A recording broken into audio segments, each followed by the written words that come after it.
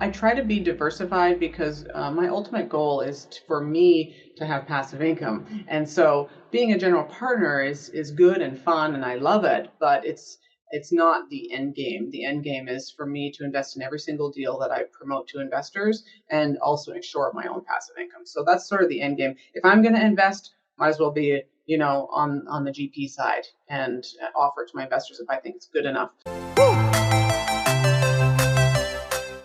Ladies and gentlemen, welcome to Real Estate Investor MBA.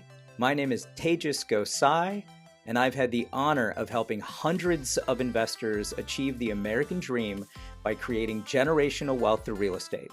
I've spent the past few years interviewing the most knowledgeable experts I could find in the business to cut your learning time and conquer the hardest subjects in the game.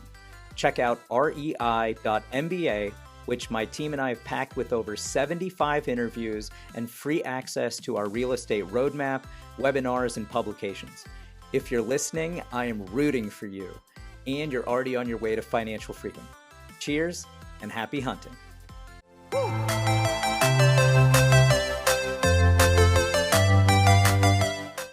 I love today's guests, and I brought them on for a very specific reason. She is a physician who has a great medical practice, and she invests in real estate and helps high net worth individuals and professionals build passive income through real estate investing and attain double-digit returns. My father is a physician. I was born in India. We have a typical immigrant story. My dad came here with $10 in his pocket. He spent 5 of that on a beer on the flight on the way here.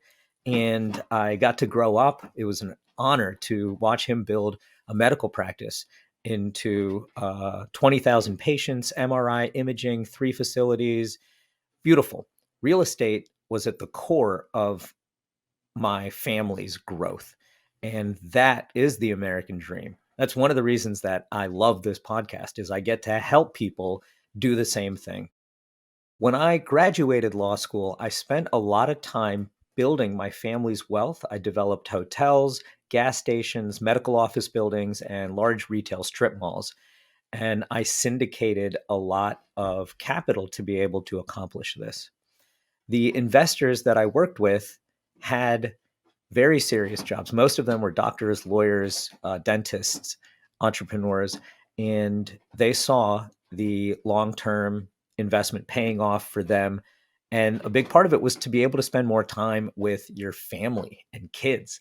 And that is something that these people have sacrificed their life for, to be able to provide a very high level service to the community, deserve some time off. And so when I had the opportunity to interview Vanessa Peters, I knew that I'd share this story. One of my main goals in life is to have the same goal as Vanessa has: help high net worth individuals pool capital, put it into real estate, create a passive return, and then spend more time with their kids. Vanessa has done this so successfully. She is the founder of VMD Investing, and she's been investing in real estate for 10 years in single family homes, commercial retail, apartment communities, self-storage, and manufactured home parks.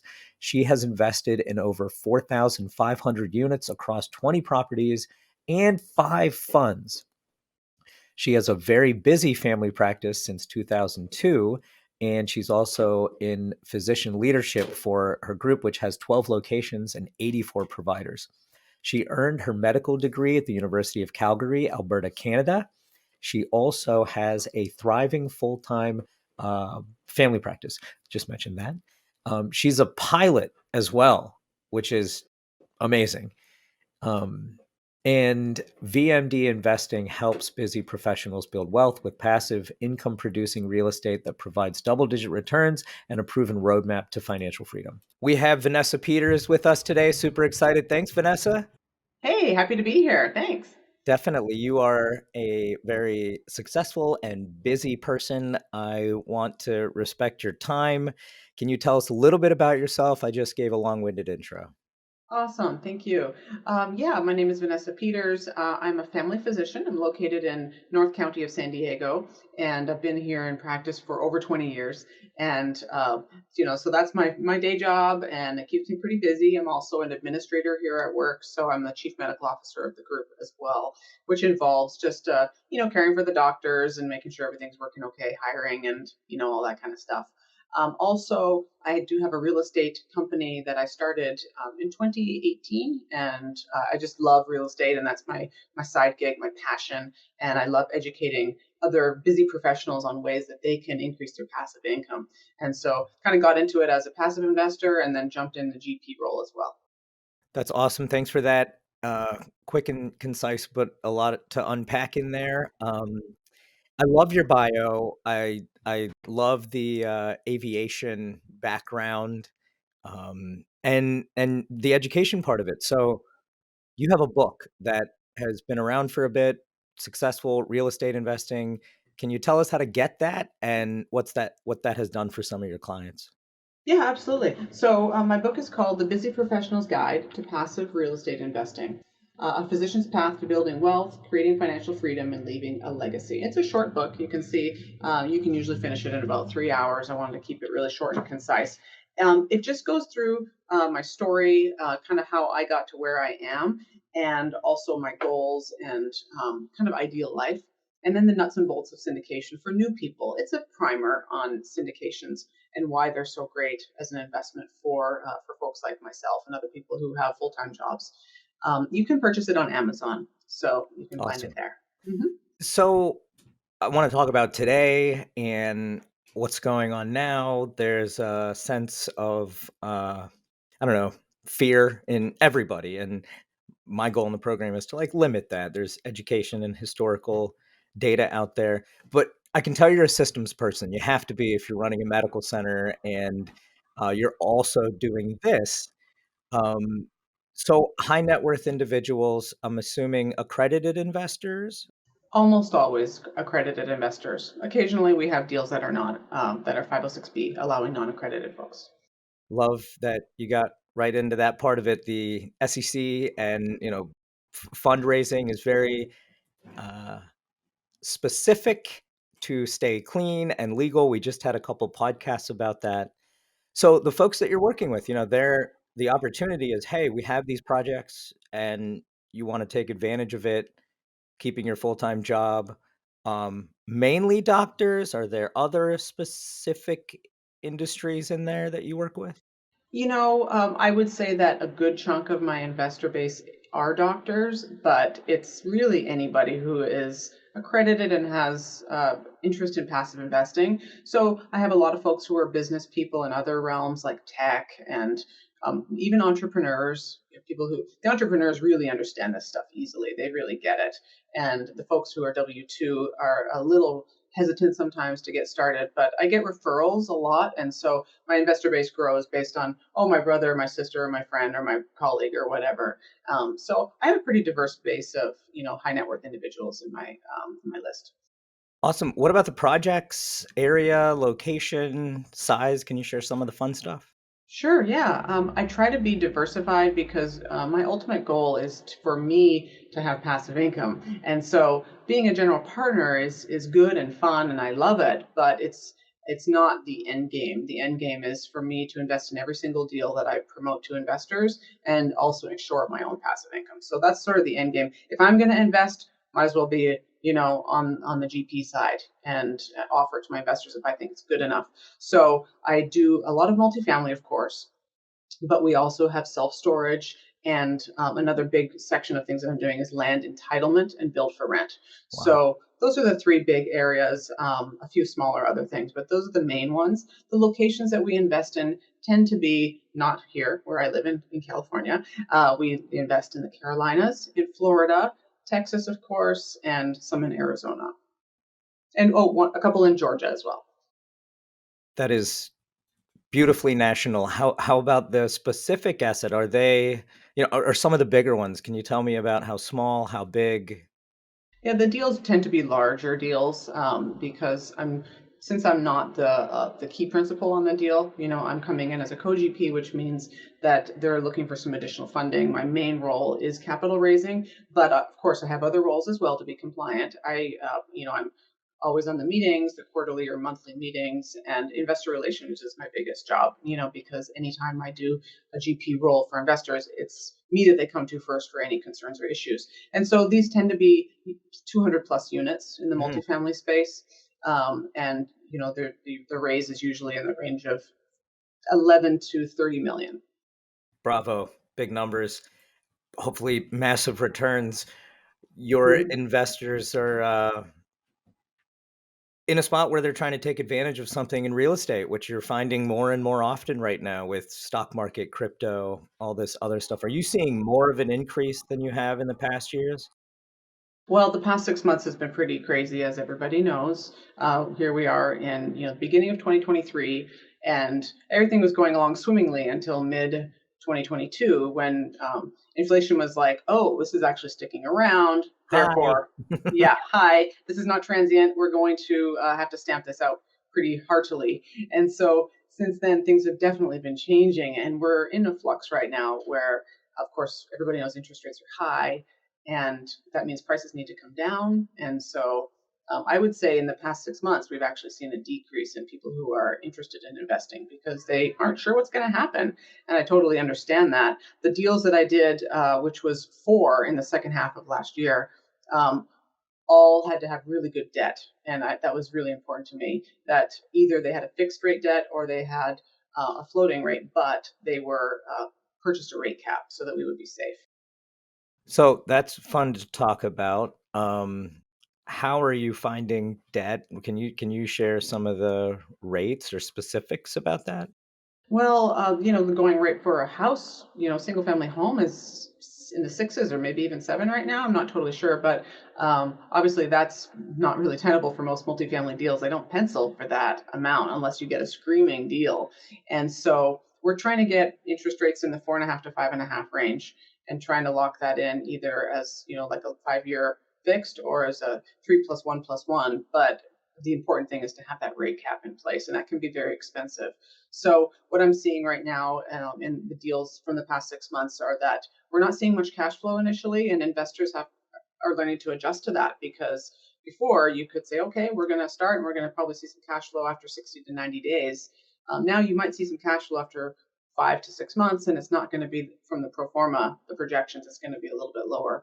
And of course, as your audience probably knows, the preferred return is in place and it's still owed to you, but Right. you can't rely on the cash flow as much. And I'm just seeing a lot of questions come from investors about why that is, but it's clearly because the money is tighter, it's more expensive. Yeah, it's not as fun as it was a little while ago. So, preferred return. I'm gonna act like I don't know what that is. What does that mean to somebody you're working with?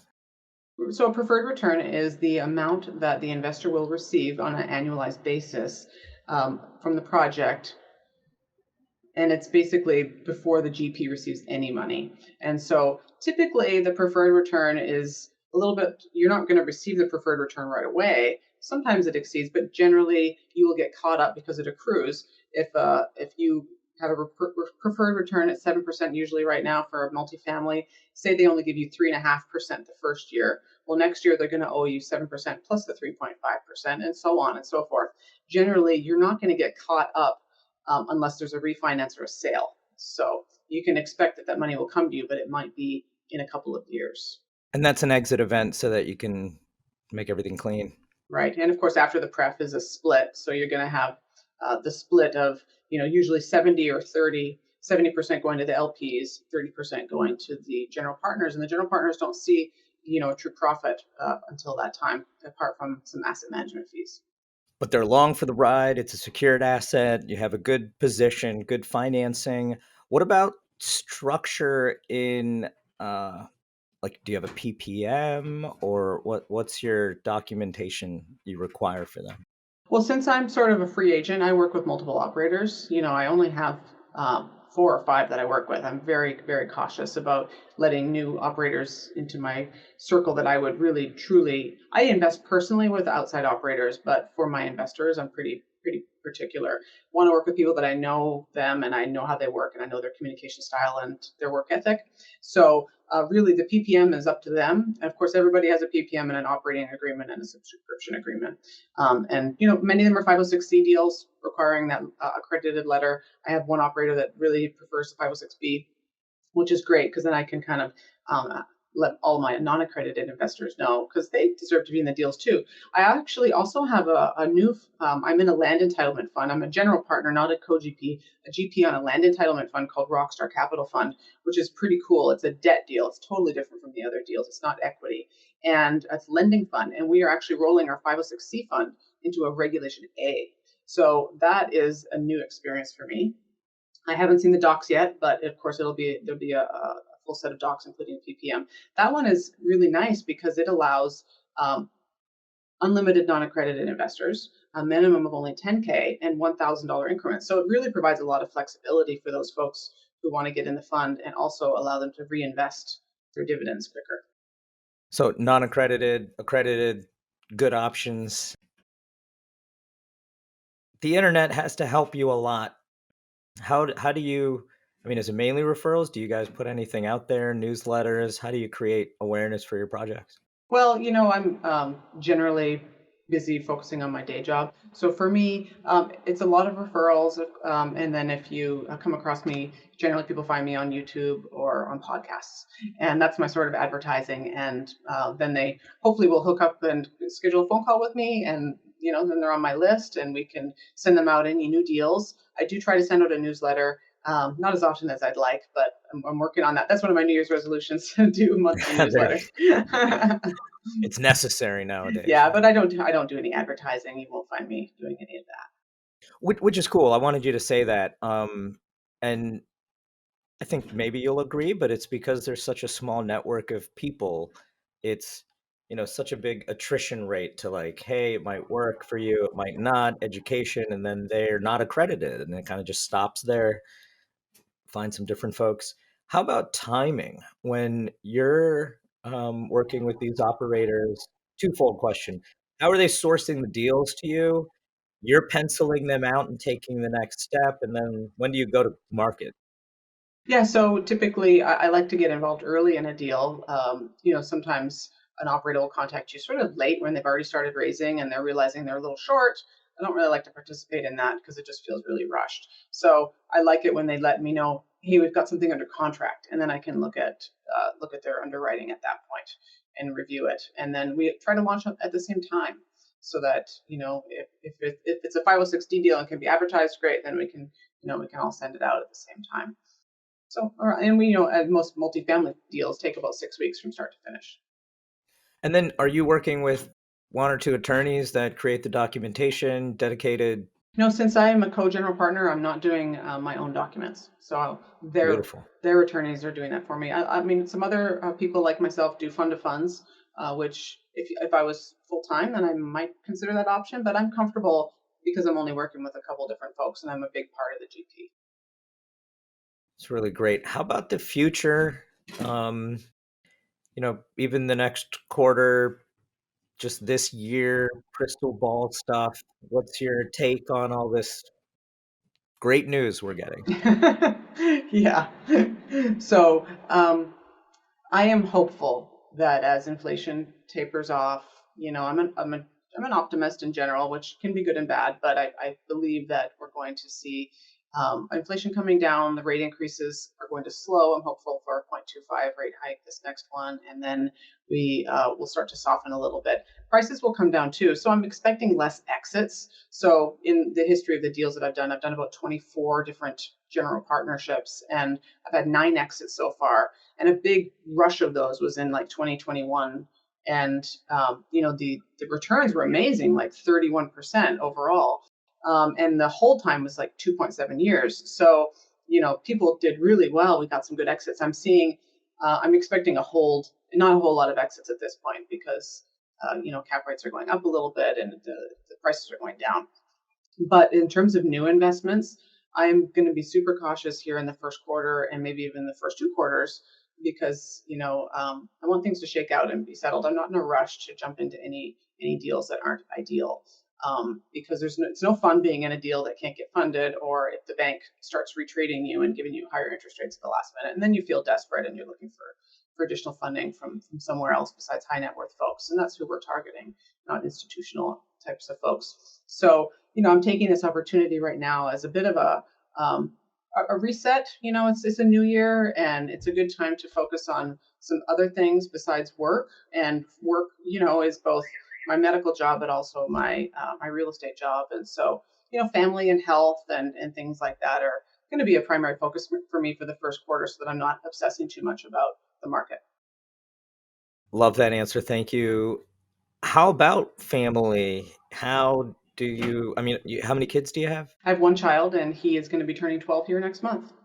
Bravo. My kids are 7 and 9. We're soccer Yes, people. go Yeah, thanks. Argentina. Yes, Messi.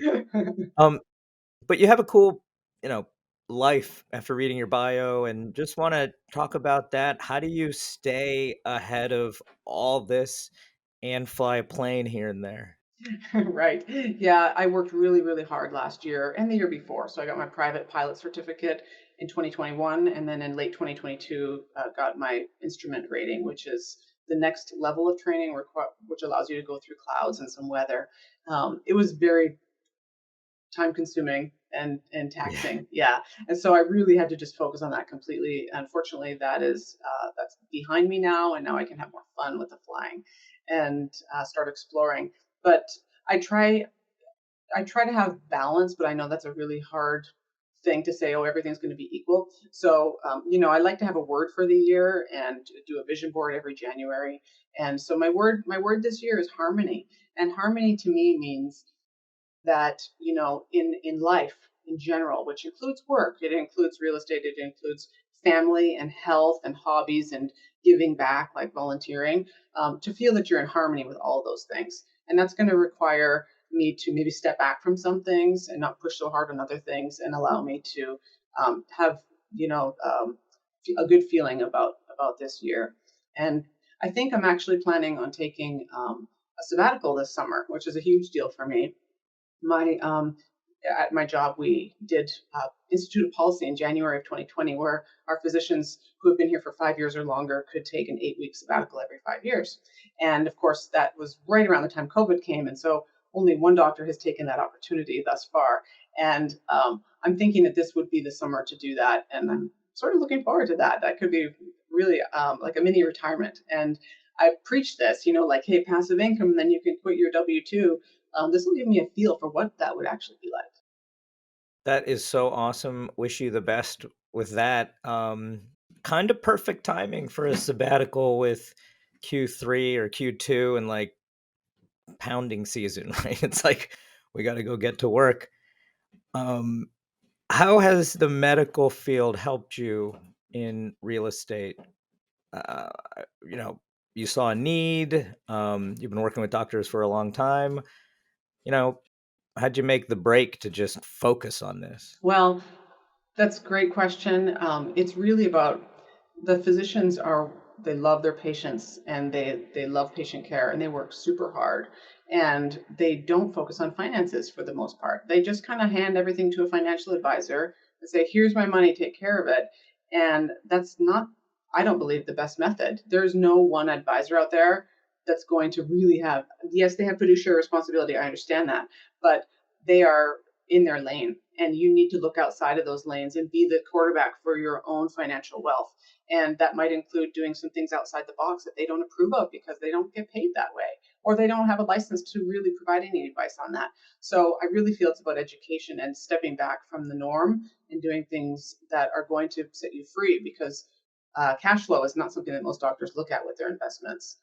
But burnout is so high, it's 50% of at least one symptom burnout for most docs. And I feel firmly, if they had passive income to cover their basic expenses, then they could do something like this sabbatical or take a long vacation without feeling like, oh my God, because we don't get paid when we're not working. Most of us are not on a salary. We are on a productivity model. To see patients, you get paid.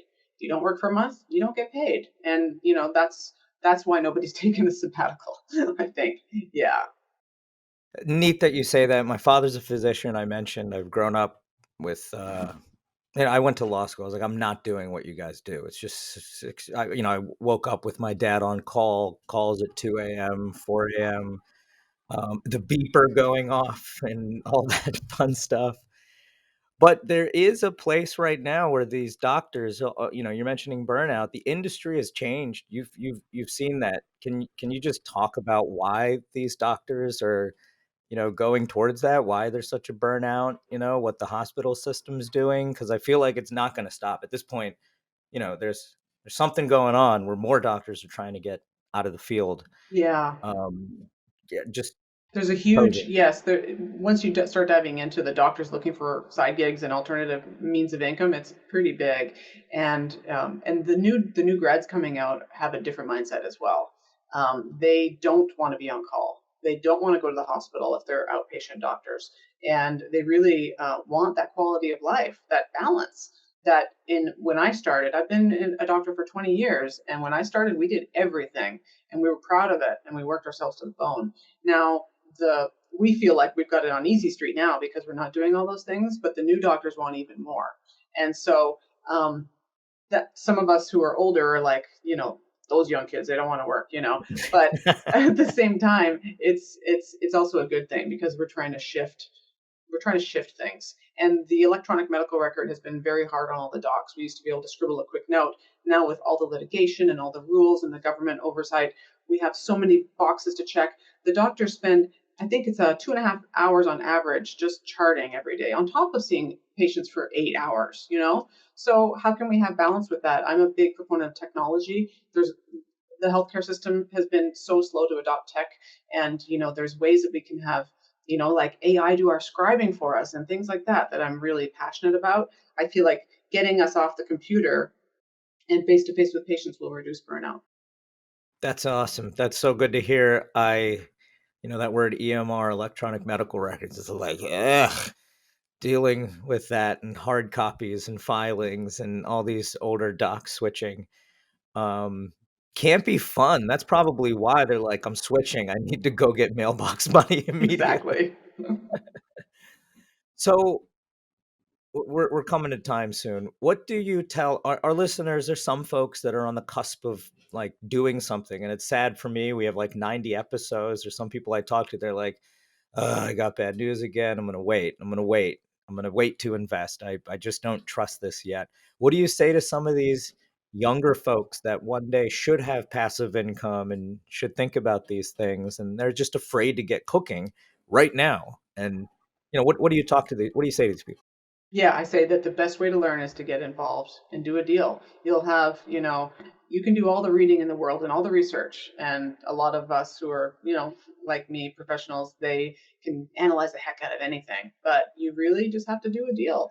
And it doesn't have to be the perfect deal. It just has to be a deal that's good, with someone that you trust, but it doesn't have to knock it out of the park. It's actually better if it's just a vanilla, conservative. Nothing has to be too fancy. And then you'll really learn because you've got some skin in the game.